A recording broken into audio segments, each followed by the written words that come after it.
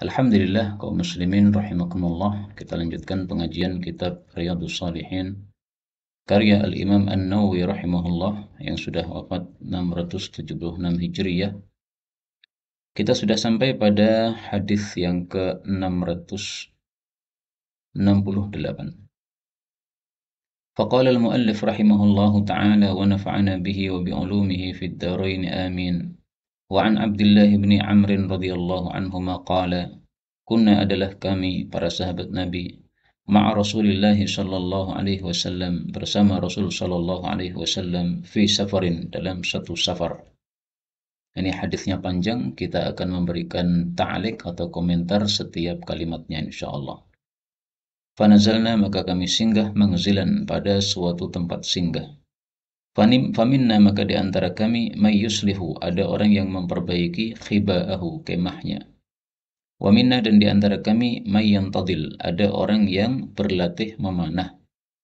Wa minna dan di antara kami man huwa ada orang yang dia itu fi jasyarihi pada ternak-ternaknya. Sunnahnya Nabi Shallallahu Alaihi Wasallam apabila kita singgah di suatu tempat ketika perjalanan, maka supaya aman di tempat persinggahan tersebut, hendaklah kita mengucapkan a'udzu bikalimatillahi tammati min syarri ma khalaq. Maka dijamin selama di tempat persinggahan tersebut akan aman, diberi keamanan oleh Allah Subhanahu wa taala. Kemudian hadis ini menunjukkan juga fadilah atau hasungan untuk berlatih memanah. Para sahabat Nabi Shallallahu Alaihi Wasallam di tempat singgah ada yang menyempatkan diri untuk berlatih memanah. Kenapa? Karena diperintahkan oleh Nabi Shallallahu Alaihi Wasallam dalam banyak hadis. Beliau mengatakan ala innal quwwata ramyu, tiada lain kekuatan adalah memanah. Hadis yang sahih riwayat Imam Muslim. Kemudian tiba-tiba nada menyerulah munadi Rasulullah sallallahu alaihi wasallam, penyerunya Nabi sallallahu alaihi wasallam. Tidak disebutkan ya siapa dia, apakah Bilal ataukah Ali ataukah yang lain. As-salatu jami'atun. Salat itu mengumpulkan. Kalimat ini menurut sebagian ulama maksudnya adalah bahwa waktunya ini sudah waktu salat, maka segera kumpul. As-salatu jami'ah. Jadi Nabi ingin mengumpulkan mereka untuk menyampaikan sesuatu, maka dipaskan pada waktu sholat, kemudian mereka diminta untuk kumpul sholat. Ini satu penjelasan yang disampaikan oleh Al-Imam Al-Qurtubi rahimahullahu ta'ala. Meskipun dalam kalimatnya memang tidak ada kata-kata bahwa ini sudah masuk waktu sholat atau bertepatan waktu sholat. Tapi kata Imam Tirmidzi, tidak mungkinlah penyeru Nabi mengatakan sholat mengumpulkan, sementara tidak waktunya sholat atau bukan waktunya sholat. Fajtama'na maka kami kumpul ila Rasulillah sallallahu alaihi wasallam, faqala maka beliau mengatakan, innahu sesungguhnya lam yakun nabiyyun tidak ada seorang nabi qabli sebelumku illa kana haqqan alaih kecuali wajib atasnya ayyadulla ummatah untuk menunjuki kepada umatnya ala khairi ma ya'lamuhu atas kebaikan apa yang beliau ketahui lahum kepada mereka. Wa yungdhirahum dan memberikan ancaman kepada mereka syarra ma ya'lamuhu keburukan apa yang dia ketahui lahum terhadap mereka. Jadi ini kewajiban semua nabi adalah untuk memberikan petunjuk baik tentang kebaikan maupun keburukan. Kebaikan yang mereka perlukan dan keburukan yang mereka harus waspadai. Wa inna ummatakum hadhihi dan sesungguhnya umat kalian ini ju'ila afiyatuha dijadikan kesejahteraannya fi awwaliha pada awalnya. Wa sayusibu dan akan menimpa akhir dari umat ini bala atau musibah wa umurun tungkirunaha dan perkara-perkara yang kalian mengingkarinya.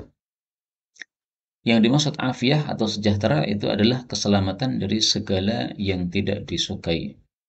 Yang dimaksud awal umat ini adalah para sahabat Nabi Shallallahu Alaihi Wasallam dan juga generasi salaf, yaitu generasi para tabi'in. Demikian juga tabi'ut tabi'in. Boleh juga yang dimaksud awalnya ini adalah awal dari generasi sahabat Nabi Shallallahu Alaihi Wasallam sampai dengan masa khilafah Utsman radhiyallahu an. Karena pada masa khilafah Utsman itu terjadi satu bala yang besar, balaun wa umurun tungkirunaha, yaitu adalah pembunuhan terhadap Sayyidina Utsman radhiyallahu anhu. Nah, sejak terjadi pembunuhan terhadap Sayyidina Utsman, lalu setelah itu bertubi-tubi terjadi bala-bala yang lain atau perkara-perkara yang lain. Wa taji'u dan akan datang fitanun fitnah-fitnah yuraqiqu yang membikin kecil ba'duha sebagiannya ba'dan kepada sebagian yang lain.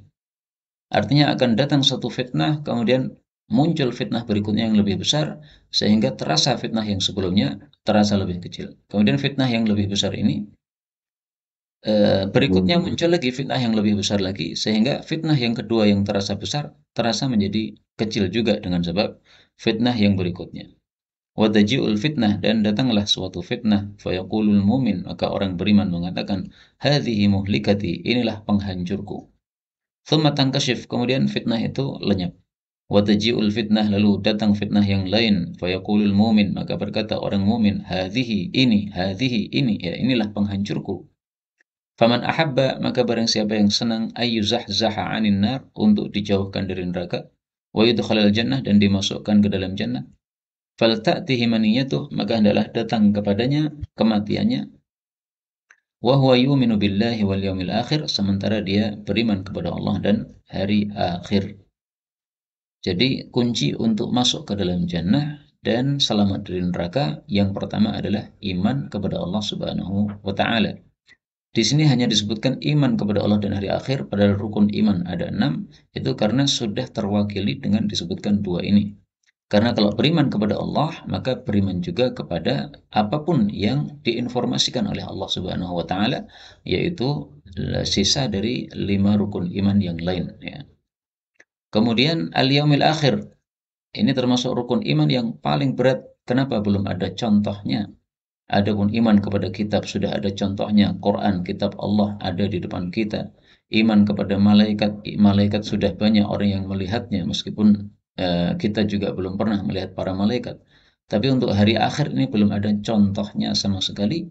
Orang yang sudah mati dulu kala, orang-orang purba, sampai hari ini pun juga belum ada yang satupun yang hidup dari mereka.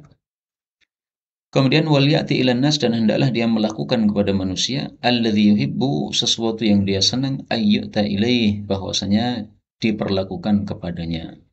Jadi sikap kita di dalam muamalah kepada manusia hendaklah menyenangkan kepada orang lain. Jangan bersikap yang tidak menyenangkan. Dalam semua kondisi, misalnya dalam kondisi kita sebagai pembeli, ya menjadilah pembeli yang jujur, pakai uang yang betulan, bukan uang palsu. Jadi penjual juga jadilah penjual yang jujur, yang menyenangkan. Kalau ada seseorang misalnya nambalkan ban di tempat Anda, ternyata di situ bannya ada cacatnya, ya disampaikan, oh ini ada cacatnya begini. Lebih baiknya tidak ditambal misalnya, lebih baiknya ganti ban, karena ini kalau ditambal nanti paling beberapa hari lagi akan rusak lagi. Nah, ini sesuatu yang menyenangkan dari seorang penjual kepada pembeli. Ini disuruhkan oleh Nabi Shallallahu Alaihi Wasallam, ya, membuat nyaman orang lain itu disuruhkan oleh Nabi Shallallahu Alaihi Wasallam. Waman baya'a imaman, dan barang siapa yang bayat kepada seorang imam, yaitu khalifah, fa'atahu safqata yadih, lalu dia memberikan kepadanya telapak tangannya, artinya berbayat. Karena bayat zaman dulu dengan apa? Jabat tangan. Wa thamarata qalbih, dan buah hatinya. Falyuti'hu, maka hendaklah dia mentaatinya, in istata'a, apabila dia mampu. Inilah yang berkaitan dengan bab bahwasanya siapa yang sudah baiat kepada khalifah maka wajib mentaati beliau. Apabila tidak mentaatinya maka berarti melakukan kemaksiatan kepada Rasulullah sallallahu alaihi wasallam. Fa in jaa akhar, apabila datang orang lain yaitu khalifah yang lain, yunazi'uhu, yang merebut kepada khalifah yang pertama tadi. Fadribu, maka pukullah unuqal akhar, tengkuknya orang yang lain tadi. Jadi kalau ada khalifah yang sah kemudian akan dilengsarkan oleh orang yang kedua yang ingin menjadi khalifah, nah, maka orang kedua ini, si pemberontak ini, kita disuruh oleh Nabi untuk membunuh dia meskipun dia seorang muslim, ya. maka ini termasuk hukum di mana seorang muslim boleh dibunuh, yaitu apabila dia melakukan pemberontakan terhadap khalifah yang sah. Itu kalau nanti ada khalifah. Ya. Mudah-mudahan Allah Subhanahu wa taala segera memberikan kepada kaum muslimin seluruh dunia ini seorang Amirul Mukminin atau seorang khalifah, sehingga urusan kaum muslimin menjadi lebih baik daripada seperti kondisi yang kita alami sekarang ini. Hadis diriwayatkan oleh Imam Muslim. Kemudian beliau menjelaskan apa makna yang tadil, yaitu yusabik birramyi, lomba memanah, bin nabli wan nusyab. Oh, berarti lomba ya, jadi bukan berlatih ya, berlomba. Mengadakan lomba panah. Wal jashar itu bi fathil jim wasyinil mu'jamah wa birra wa hiya ad-dawab allati tar'a, binatang melata yang merumput, wa tabitu makanaha, dan bermalam di tempatnya. Wa qawluhu yuraqiqu ba'daha ba'dan, ini ada 3 tafsiran. Tafsiran yang pertama, yusayyiru ba'daha ba'dan raqiqan ay khafifan. Sebagiannya menjadikan kepada sebagian yang lain menjadi ringan. Li'idhami ma ba'dahu, karena besarnya fitnah yang setelahnya. Fathani raqiqul awal, maka fitnah yang pertama menyebabkan ringan, terasa ringan fitnah yang kedua menyebabkan terasa ringan fitnah yang pertama. Waqila makna, ada juga yang mengartikan yushawwiqu ba'daha ila ba'din, sebagiannya membikin rindu kepada sebagian yang lain. Maksudnya pengen untuk memunculkan fitnah yang kedua, bitahsiniha, dengan membaguskannya, wa taswiliha, dan menghias-hiasinya. Waqila, ada juga yang mengatakan yushbihu ba'daha ba'dan, yang fitnah itu satu sama lain serupa. Ini ada 3 tafsiran untuk kata-kata yuraqiq tadi. Hadis 669, wa an Abi Hunaidah Wa'il bin Hujr radhiyallahu anhu qala, sa'ala, telah bertanya Salamah bin Yazid al-Ju'fi Rasulullah sallallahu alaihi wasallam, faqala, ya Nabi Allah, wahai Nabi Allah, araita, apa pendapatmu? Ini boleh dibaca araita, boleh juga dibaca ara'aita. In qamat, apabila berdiri, alaina, terhadap kami, umara, pemimpin-pemimpin. Berdiri itu maksudnya yang memimpin. Yas'aluna, mereka meminta kepada kami, haqqahum, hak mereka. Wa yamna'una, tapi mereka mencegah kepada kami, haqqana, hak kami. Fama ta'muruna, maka apa yang engkau perintahkan kepada kami?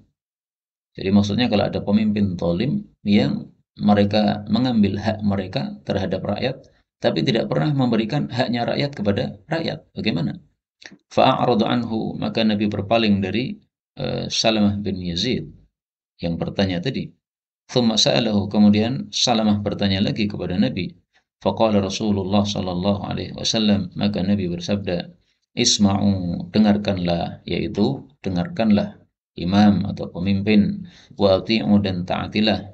Fa innama, karena sesungguhnya tiada lain, alaihim, atas tanggungan mereka, ma humilu, apa yang mereka dipikuli oleh Allah Subhanahu wa taala, yaitu perintah untuk berbuat baik kepada rakyat mereka. Wa alaikum, dan atas tanggungan kalian, ma humiltum, apa yang kalian itu dipikuli, yaitu kewajiban rakyat taat kepada pemimpin mereka. Hadis diriwayatkan oleh Imam Muslim. Jadi maksudnya Nabi adalah, meskipun pemimpin itu tidak memberikan haknya rakyat kepada rakyat, maka rakyat masih tetap melakukan kewajiban mereka sebagai rakyat. Sama dengan suami istri ya. Suami punya kewajiban menafkahi istri, istri punya kewajiban mentaati suami. Nah, di sini bagaimana kalau ada seorang suami yang dia zalim kepada istrinya, tidak mempedulikan istrinya, tidak memberikan hak-haknya. Nah, seorang istri kalau mau sabar kepada Allah Subhanahu wa taala, mengharap pahala dari Allah Subhanahu wa taala, sehingga dia tetap untuk melakukan kewajibannya kepada suami, maka ini sesuatu yang sangat baik. Dan boleh juga istri yang terzalimi itu apabila dia merasa mendapatkan mudarat dari perbuatan suami tersebut, boleh untuk meminta cerai. Tapi kalau meminta cerai tanpa sebab apapun juga, maka ini bisa menyebabkan tidak masuk ke dalam jannah, sebagaimana sabda Nabi sallallahu alaihi wasallam. Hadis 670. Wa an Abdullah bin Mas'ud radhiyallahu anhu qala qala Rasulullah sallallahu alaihi wasallam, innaha, sesungguhnya, satakunu, akan ada, ba'di, setelah saya, atharatun, monopoli. wa umurun dan perkara-perkara tungkirunaha yang kalian mengingkarinya. Qalu mereka mengatakan, ya Rasulullah, wahai Rasulullah, kaifa ta'muruna, bagaimana kamu menyuruh man adraka minna, orang yang menjumpai di antara kami, dzalika, hal tersebut. Qala, beliau mengatakan, tu'adduna, kalian menunaikan al-haqqal ladzi 'alaikum, kewajiban yang menjadi kewajiban atas kalian. Wa tas'aluna Allah, dan kalian minta kepada Allah alladzi lakum, hak yang menjadi milik kalian. Hadis muttafaqun alaih. Kaum muslimin rahimani wa rahimakumullah. Hadis ini semakna dengan hadis sebelumnya, bahwasanya rakyat kalau dizalimi oleh pemimpinnya, maka hendaklah rakyat tetap menunaikan kewajibannya terhadap pemimpin tersebut. Adapun pemimpin itu tidak memberikan hak rakyat kepada rakyat, maka rakyat hendaklah meminta haknya kepada Allah Subhanahu wa taala. Jadi itu tu'addunal haqqa, itu maksudnya tetap mentaati kepada pemimpin. Wa tas'alunallah, itu maksudnya meminta haknya rakyat kepada Allah Subhanahu wa taala.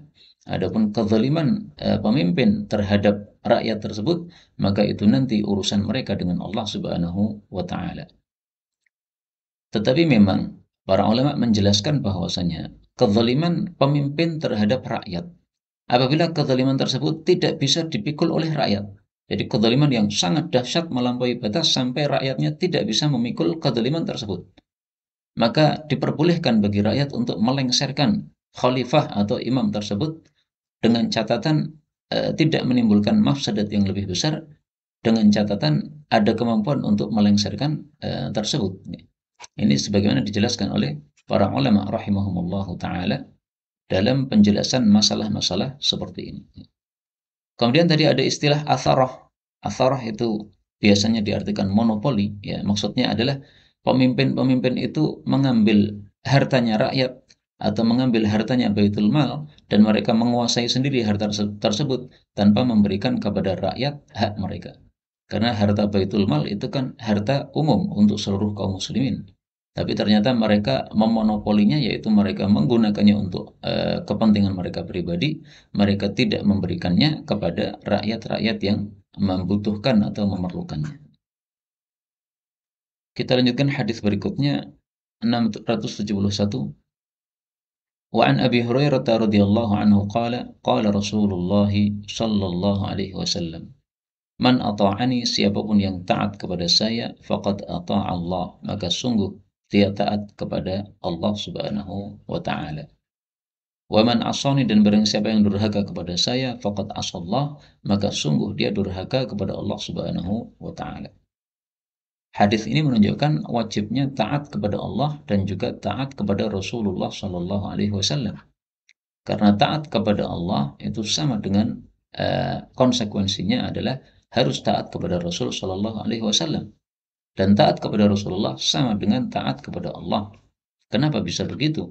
Karena apapun yang disampaikan oleh Nabi itu semata-mata sumbernya dari Allah Subhanahu wa taala. Sebagaimana kita temukan dalilnya dalam Al-Qur'an, Allah mengatakan, "Wa ma yantiqu 'anil hawa in huwa illa wahyu yuha." Surah An-Najm ayat 3. Tidaklah Nabi itu bicara dari hawa nafsu, tiada lain dia itu adalah wahyu yang disampaikan oleh Allah Subhanahu wa taala. Demikian juga kita temukan dalilnya dalam hadis Nabi sallallahu alaihi wasallam. Beliau mengatakan, "Innama aqulu", tiada lain saya mengucapkan, "ma uqawwal", sesuatu yang saya disuruh bicara oleh Allah Subhanahu wa taala. Ini hadis riwayat Imam Ahmad.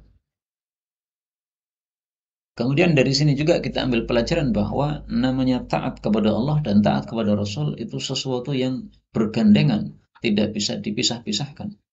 Karena itulah para ulama mengatakan thalathun maqrunatun bithalath. 3 perkara digandengkan dengan 3 perkara yang lain, tidak bisa dipisah-pisahkan. Taat kepada Allah digandengkan dengan taat kepada Rasul sallallahu alaihi wasallam. Aqimus shalah, kewajiban salat, juga atuz zakah, kewajiban zakat. Tidak bisa dipisahkan, artinya tidak boleh seseorang mengatakan saya salat saja tidak mau zakat, ini enggak diterima oleh Allah Subhanahu wa taala. Demikian juga terima kasih kepada Allah dan juga terima kasih kepada orang tua. Anishkulli wa liwalidayk. Kemudian beliau mengatakan wa may yuti'il amir, dan barang siapa yang taat kepada pemimpin. Dalam riwayat Muslim, yuti amiri, barang siapa yang taat kepada pemimpin yang saya angkat. Faqad ata'ani, maka sungguh dia taat kepada saya. Wa may ya'sil amir, dan barang siapa yang durhaka kepada pemimpin, faqad asani, maka sungguh dia durhaka kepada saya. Hadis muttafaqun alaih. Jadi maksudnya hadis ini adalah bahwa mentaati khalifah adalah wajib. Karena khalifah itu diangkat oleh kaum muslimin berdasarkan perintah dari Nabi Shallallahu Alaihi Wasallam. Wa amruhum syura bainahum. Urusan kaum muslimin itu dimusyawarahkan di antara mereka. Nah, setelah dimusyawarahkan ada hasil musyawarah, ini seseorang diangkat sebagai khalifah setelah wafatnya Nabi Shallallahu Alaihi Wasallam. Misalnya Abu Bakar As-Siddiq disepakati setelah musyawarah sebagai khalifah, maka berarti wajib untuk mentaatinya. Maka yang dimaksud al-amir di sini adalah amir atau imam a'zam atau amirul mukminin untuk seluruh kaum muslimin. Demikian juga orang-orang di bawahnya yang mendapatkan jabatan dari amirul mukminin tersebut. Hadis 672. وعن ابن عباس رضي الله عنهما أن رسول الله صلى الله عليه وسلم قال man kariha, barang siapa yang membenci min amirihi, dari pemimpinnya, syai'an, sesuatu, falyasbir, maka hendaklah dia sabar. Sabar itu artinya, arti asalnya adalah menahan. Jadi maksudnya menahan diri, tidak lepas kendali sehingga dia melanggar aturan syariah terhadap pemimpin tersebut. Ya, realnya tidak melakukan pemberontakan terhadap pemimpin tersebut. Hendaklah dia menyabarkan dirinya. Fa'innahu, karena sesungguhnya, man kharaja, siapapun yang keluar, minas sultani, dari penguasa, shibron, satu jengkal. Maksudnya tidak taat kepada penguasa. Jadi keluar di sini, keluar dari ketaatan kepada penguasa. Meskipun keluarnya hanya satu jengkal. Ini kinayah, maksudnya bahwa dia keluarnya hanya sedikit. Tidak tidak keluar banyak, dia hanya keluar satu jengkal saja.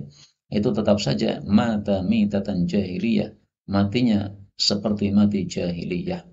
Dan ini sudah kita jelaskan kemarin bahwa yang dimaksud mati jahiliyah dijelaskan oleh para ulama yaitu mata ala dhalal, dia matinya di atas kesesatan.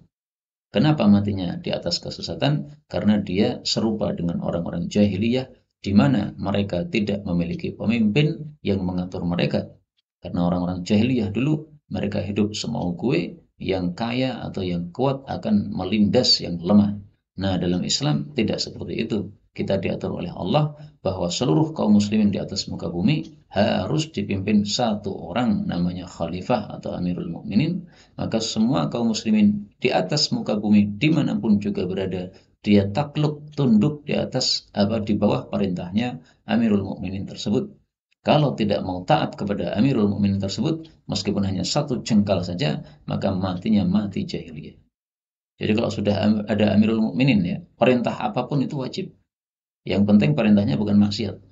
Misalkan ya, ada amirul mukminin membuat peraturan lampu merah tidak boleh jalan. Meskipun jalan kamu toleh kanan, toleh kiri, sepi. Nah, maka perintah amirul mukminin ini kalau kita langgar, maka kita berdosa. Kenapa berdosa? Ya karena tadi, itu berarti keluar dari ketaatan kepada pemerintah, kepada amirul mukminin meskipun hanya satu jengkal tadi. Tidak boleh.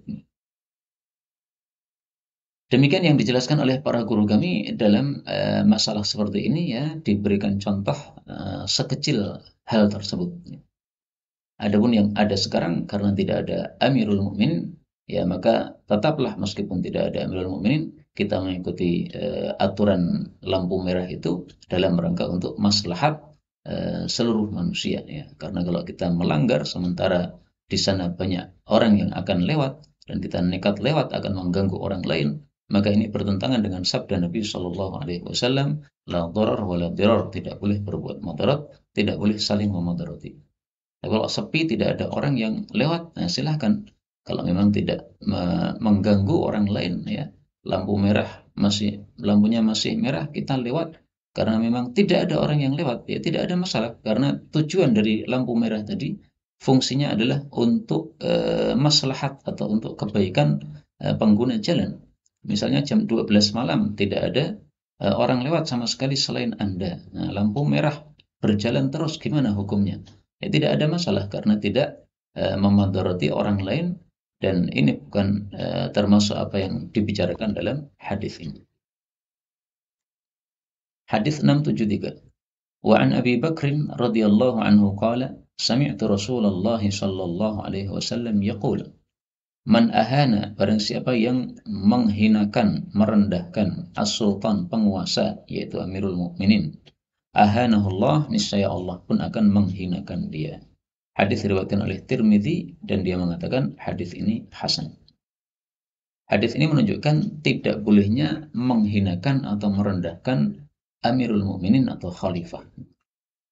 Merendahkannya bagaimana? Ya, misalnya tidak mempedulikan perintahnya atau memberontak terhadap kekuasaannya, atau meremehkan dia, ya, menyebutkan aib-aibnya atau celah-celahnya, membuka aib-aibnya kepada orang-orang yang lain. Nah, itu berarti menghinakan. Kalau penguasa itu ada sesuatu kekurangan dan menyebabkan kita tidak suka kepadanya, maka hendaklah kita membenci amalnya tersebut saja, jangan membenci orangnya. Sehingga tidak perlu untuk disebar-sebarkan aibnya khalifah tadi kepada rakyat yang lain. Karena itu akan menimbulkan mafsadat yang lebih besar. Adapun kekurangan dia, urusan dia dengan Allah Subhanahu wa taala. Kalau ingin memberi nasihat kepada khalifah tersebut, caranya adalah empat mata. Kita datangi atau kita tulis surat kepada dia. Dan biasanya khalifah-khalifah zaman dahulu kala, ketika masih ada khalifah, mereka tidak sombong untuk membaca surat teguran dari rakyatnya, apalagi yang menulis adalah para ulama-ulama dari kalangan rakyat-rakyat mereka. Kemudian kata-kata ahanahullah, Allah akan menghinakan dia, ini maksudnya dihinakan di dunia dan di akhirat. Dihinakan di dunia dengan kerendahan, akan direndahkan, mungkin akan diserang oleh ditaklukkan oleh penguasa yang sah tersebut, khalifah yang sah tersebut, sehingga dia menjadi terhina karenanya. Misalnya dalam kasus dulu Ali bin Abi Thalib radhiyallahu anhu ketika menjabat sebagai khalifah, ada orang-orang Khawarij yang mereka memberontak terhadap khilafah yang sah. Nah, akhirnya diserang oleh Ali bin Abi Thalib, jadi dihinakan oleh Allah Subhanahu wa taala. Mereka jadi kocar-kacir dari kampung mereka. Nah, itu kehinaan di dunianya. Kehinaan di akhiratnya akan disiksa oleh Allah Subhanahu wa taala karena dia sudah memaksiati Allah Subhanahu wa taala. Jadi akan dihinakan oleh Allah fid dharain, di dunia maupun di akhirat. Kemudian Imam Nawawi menutup bab ini dengan mengatakan wa fil babi ahaditsu katsirah, dalam bab ini ada hadis-hadis yang banyak, fi sahih, dalam kitab sahih, wa qad sabaqa ba'daha fi abwabin, dan telah lewat sebagiannya pada bab-bab yang lalu, ya. Kata-kata as-sahih ini tidak harus sahih Bukhari, ya, meskipun kata-kata as-sahih itu seringkali dimaksudkan adalah sahih Bukhari, tapi maksudnya di sini kitab yang sahih mencakup sahih Bukhari maupun sahih Muslim. Inilah yang dapat dibicarakan, benarnya dari Allah Ta'ala. Kalaupun ada salahnya, fa astaghfirullahal azim li wa lakum walhamdulillahi rabbil alamin.